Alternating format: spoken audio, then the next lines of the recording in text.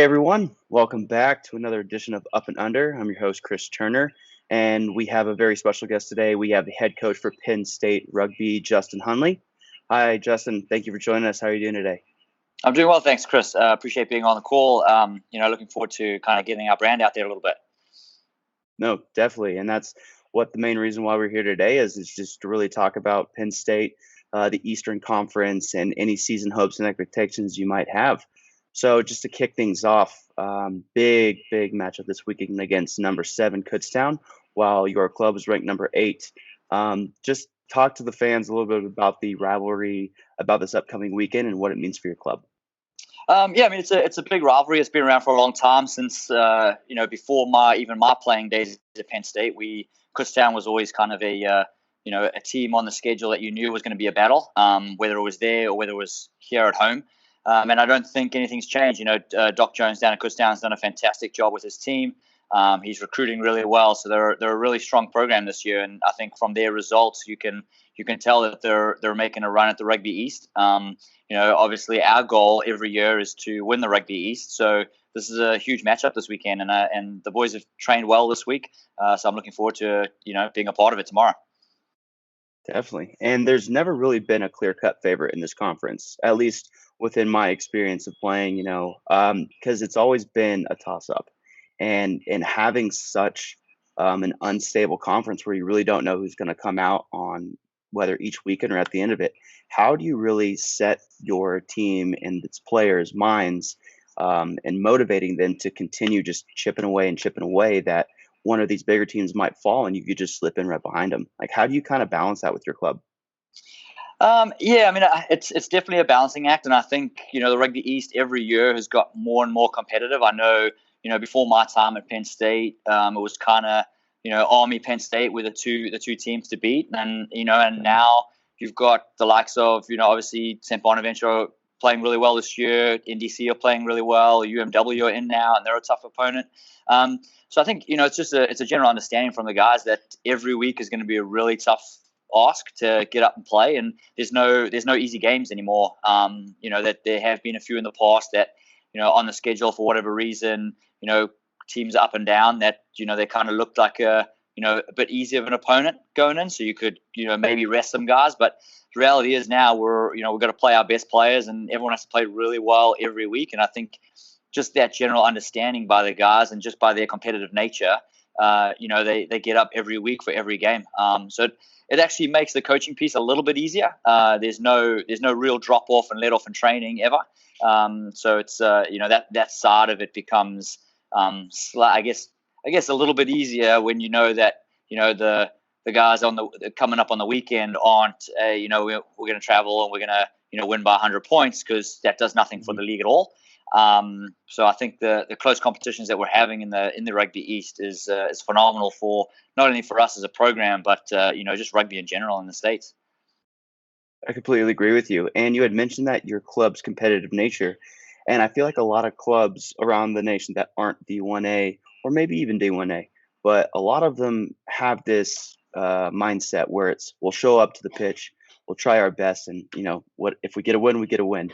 But when you get into conferences like the East, when there is the Notre Dame Notre Dame College or St. Bonaventure or the Armies, and you mentioned the competitive nature really kicks in and it kind of helps you as a coach. How do you really recruit and find those people? Or do they just come up and say, hey, I want to play, and they already have that mindset within them? Like, how does that really work out for a club like Penn State? Yeah, so our dynamic is a little bit different than a lot of schools. So my roster is capped at 45. So with having a capped roster, I honestly I make cuts at the beginning of every year. So we're taking the best available players that are coming to school and then coming to play.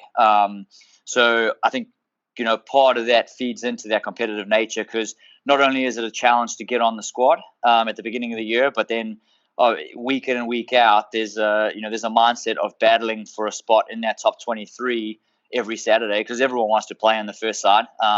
It's great, and we're developing young talent in the second team too. But the reality is, when you go to school and you go to somewhere to play rugby, you want to play in the first team and you want to play in the top competition. So I think that sort of drives our competitiveness in training too, which is great. That's awesome to hear that the club actually has the bandwidth to cut people, because that's a good problem to have, right? Because so many clubs around the nation, amateur, college, men's, women's, kind of have a tough time just getting 20 or 15. And while clubs like Penn State have the opportunity to go, no, we're cutting you off at 45, that's such a good problem to have. And it, Yeah. kudos to the club and your recruiting efforts and putting out the best side each week, because all fans and all pundits see that and then know that Penn State has always been a dangerous side to work with. Yeah, I mean, it's got its good side and its bad side, right? I mean, there's unfortunately this year I had to cut a number of kids that had played rugby before, and so you lose some of that developmental aspect for guys that are new to the game. Maybe they've played 4 years of high school, maybe they've played less than that, but their opportunity to now play college rugby is cut a little short for them. So that Hmm. side of it's not great for us, but I totally understand from a university's perspective where they're coming from and the reason why we have a capped roster, and it's put on us by our athletic department. So we operate Gotcha. more closely like a varsity program than a club sport that takes everybody. Right, right. That makes complete sense. And how, for those people that don't know, varsity versus NCAA sanctions, it's a big, big difference. But how would you feel, whether it be positive or negative, of having rugby within the NCAA, pretty much bandwidth of things? Would you feel like that would help improve the state of rugby in the USA, decrease it, change it? What are some of your thoughts on that potential? Yeah, I mean, I think being varsity in general, maybe not necessarily NCAA sanctioned, but either way, whether you're NCAA sanctioned or just varsity as a program within an institution, I think it can only do good things for rugby in the country. We've got plenty of levels of rugby where people can go and play, varying levels and their skill level and kind of commitment to the sport. And I think if we were to go a route where there were a number of schools in the country that were full varsity within their program or within their institution, I think that only makes rugby stronger, gets us a better backing at each institution, makes the competition better on the weekend. It's a better product to put out to the public, which I think only makes rugby in general in the country better. And we're seeing this now with obviously the development of the MLR and the professional ranks, and we're seeing really good rugby week in and week out, and a lot of those kids are coming from colleges and coming from top programs, and I think it only gets better if we head that route. Definitely. Actually, could you please clarify for me, how long have you been coaching for Penn State? Yeah, absolutely. So this is my third season now. Prior to being the coach here, I graduated from here in 2007.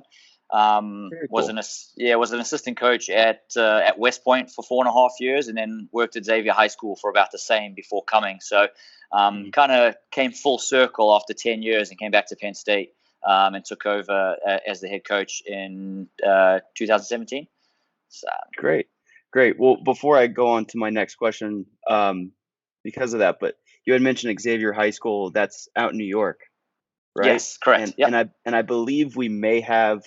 Well, I was playing because I was in high school at the time. We may have faced off in the national championships way back then. I went to a Jesuit high school in Sacramento. Oh, okay. Yeah, so I coached the JV team at Xavier. So I wouldn't have seen you, but yes, I was there. I was at Xavier from 2000 and what was it, 2012 to 2017. So I'm not sure Just missed when me. you were. Just Okay. yeah, you missed me by a complete college cycle. 4 years. Oh, No. okay. Okay.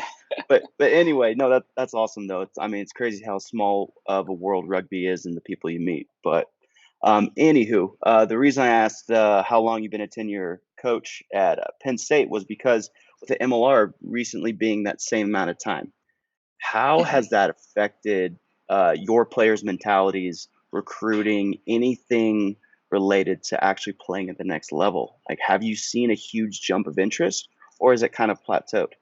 I definitely think there is a large interest of college students going to play in the next level. Obviously, when that came about, I've had a lot of my guys come and talk to me about what do they need to do to be able to play at that level and be able to play at the professional standard. And I think it's like any professional sport. It's a carrot for a lot of high school kids and a lot of middle school kids that are starting to play rugby. Now they can they can make a living playing a sport that they love and doing something that they love on the weekends. And Right. for me as a professional coach, like that's something I get to do every day. So I would have loved to have had it, done it as a player too, but I have the benefit of doing it as a coach now, and I think a lot of my players, have those aspirations to play in the MLR and be a professional. Because obviously, I think that's most athletes' goal is to be a professional at some point. 100%. I mean, once upon a time, I had those same aspirations as well. But that's wonderful that what the MLR is doing and actually having this pathway for players to see their goals actually conspire from high school, from college, and into the next level. Because a lot of times in the past, it was always, well, what are you going to play? Well, maybe the local club, or wherever I might move for my profession, they might have a club there.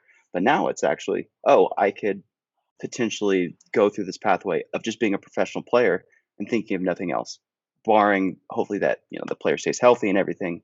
But that's such a wonderful opportunity, and it's great to actually see it climb through the ranks and actually have a little bit of a focus with Penn State and their recruiting as well. So that's awesome to see. But is regarding Penn State and just kind of going back to the club and the culture and everything, I know you don't really want to give away your secret sauce as a coach, but what are some of the cultural aspects that you've implemented that you've seen have had huge improvements on your club with mindset, physicality, anything like that?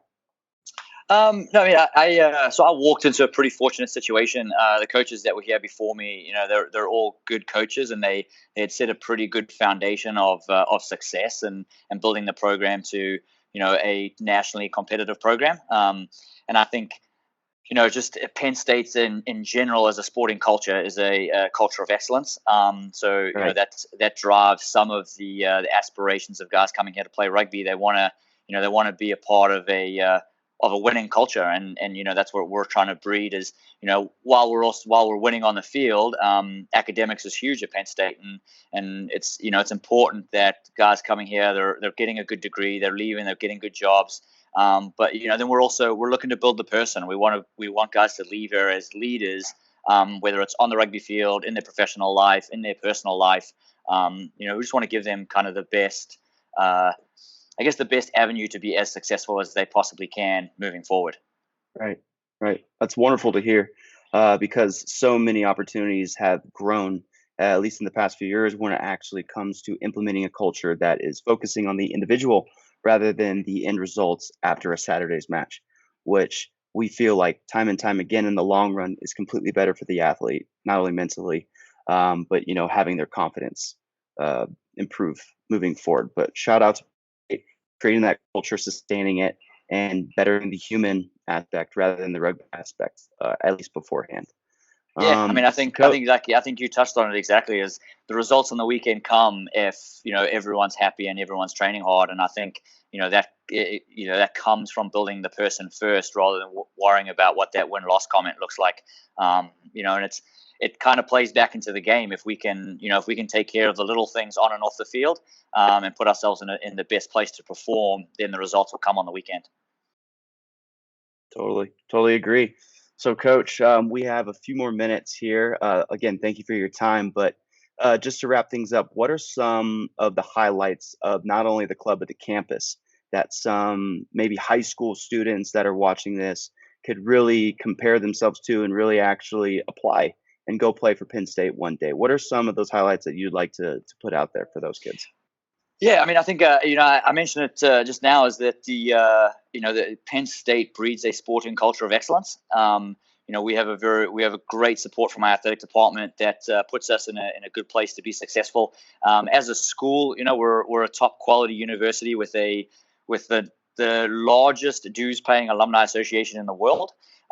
So coming to Penn State, you're going to leave with a rather large opportunity to go and be successful post college through our alumni network. And we're a little town in the middle of Pennsylvania, and it's truly a college town. It's 46,000 undergraduate students, which is Wow. 4,000 more than the local town. So the local town's Yeah. population is about 42,000. So everyone around here bleeds blue and white and truly is a Penn State fan, which I think is is huge when you're a student athlete at the school, and you're walking around and everyone's in Penn State athletic gear. They're in blue and white. They're supporting the programs every weekend.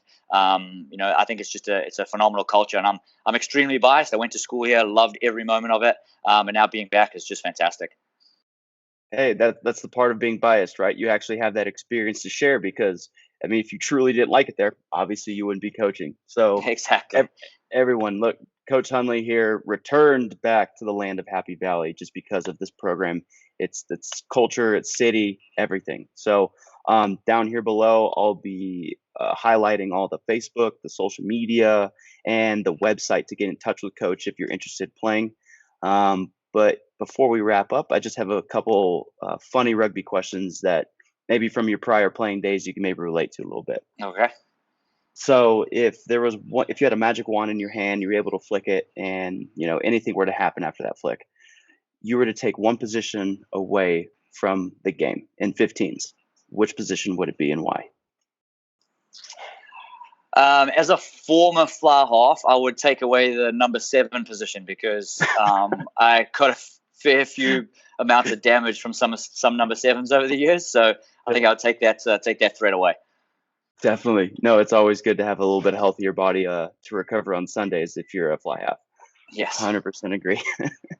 Great. So, in your playing days, were you more of after the game's done, all the dirty, muddy gear, which I'm sure a lot of muddy games happen in Penn State, but are you the guy that just throws your gear in the side, lets it rot for a couple days, or just right in the laundry? No, I'm definitely right in the laundry kind of person. I'm fairly strict with the guys here too about keeping their stuff clean and keeping everything pretty organized. So I like to be fairly organized. My family actually always make fun of me because in game I don't think there was a single time when my socks were down. So it was that kind of person. Oh, really? And actually, that's a great segue because my next question was, are you a socks up or socks down kind of a guy? So clearly socks up. It's just more of Definitely the socks up. traditional old fashioned, and plus just a little bit more armor in those Pennsylvania winters, I'm sure. Yes, absolutely. Well, Coach, thank you so much for joining us again. Really appreciate your time and talking with us about Penn State, the club, its culture, and everything in between. I will put down all the contact information below here so anyone can get in touch with the club if they're interested. But before we sign off, is there anyone that you'd like to shout out to? Yeah, definitely. My beautiful wife, who's about to give birth to our first little daughter, so I'm excited for that. Congratulations, It's that's creepy. awesome. Yeah, thank you very much. So definitely too, and then obviously to all the Penn State fans and all just the D1A and rugby fans in general. I think the US is a great place to play the game, and it's growing, and and I love being a part of it. Wonderful. Well, we love having you being part of the USA rugby culture as well and what you've been doing for Penn State. And again, I'm not trying to be biased here, but good luck in this upseason matchup against Kutztown. It's going to be an incredibly tough matchup. And if you're in the area, I'll put it again at the bottom where you could go to the actual field and watch this Battle of the East go down. But, Yeah, Coach, again, thank you so much for your time. Really appreciate it. Everyone, hope you enjoyed it. And we'll catch you again, hopefully next week. All right. Bye, guys. appreciate it. Thanks, Chris.